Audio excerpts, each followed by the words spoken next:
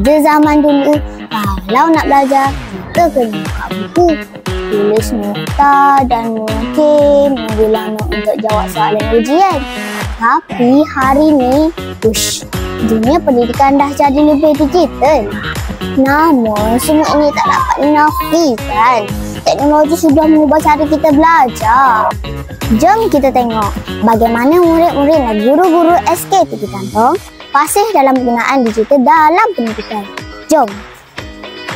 Kalau dulu buat kuis, cikgu buat kat atas papan putih. Tapi sekarang, lihatlah.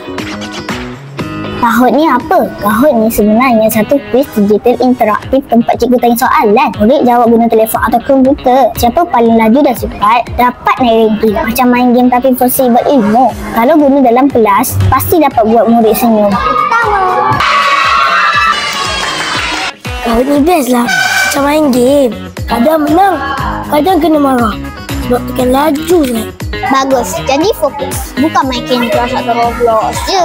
Canva ini satu aplikasi reka bentuk. Murid-murid di SK Tepi Kantong akhirnya mula mengorak langkah ke arah penggunaan digital dalam pendidikan. Pada 14 April 2025, 4 orang murid SK Tepi Kantong telah menyertai bengkel Little Designer peringkat negeri Perak. Seorang murid tahun 5, Intan Sofia, telah berjaya menggoda tempat keempat dalam pertandingan desainer Canva terbaik peringkat negeri Perak. Siapa sangka hanya dengan klik sana sini dia berjaya cipta buku cerita digital Alia dan kuasa otaknya. Nak buat folio zaman dulu, tapi gam meleleh, kertas koyak, muka pun stres. Saya suka Canva. Cikgu kata desain saya macam grafik pameran. Betul tu. Aktiviti digital ini merupakan aset masa depan.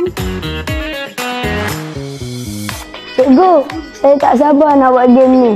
Scratch ni macam kotak alat digital, seronok dan mudah digunakan untuk cipta game, animasi dan cerita interaktif.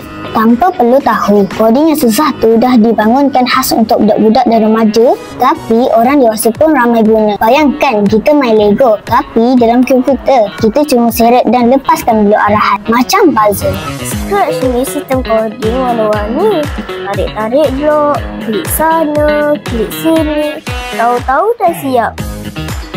Inilah generasi fasih digital. Bukan sekadar main TikTok je, tapi boleh reka sendiri. Dulu kalau cakap pasal nilam, bukan murid je berpeluh. Cikgu pun tumpah basah baju nak cari rekod nilam.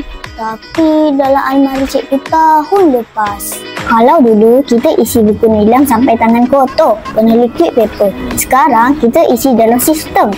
Saya catat semua bacaan dari e-novel ke majalah Chang. Semua masuk ais nilam. Tak ada alasan lupa bawa rekod. Digital kemas. Dan cikgu tak pening kira markah. Dan paling penting, kalau awak aktif ais nilam, cikgu nampak. Masa hari anugerah, awak naik pentas sambil senyum. Animated drawing ini merupakan satu aplikasi ajaib yang boleh buat lukisan kita hidup. Cukup ambil gambar lukisan, masukkan dalam apps dan zas, lukisan terus boleh gerak.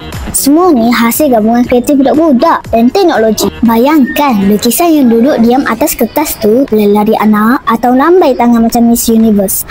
Itulah kehebatan animated drawing. Hasil lukisan saya menggunakan animated drawing. Menarik kan? Inilah generasi kita. Generasi yang bukan hanya memegang tikus, tetapi memegang masa depan. Di hujung jari ada ilmu, di dalam hati ada semangat belajar tanpa henti. Terimalah pantun daripada saya. Bergerak ligat dalam talian ilmu cari bukan sikit-sikit. Fasih digital bukan biasa tapi serata masa depan kita. Sekian daripada saya, Khairul Nisa binti Syahrizal, wartawan TV PSS SK Tepi Kantong.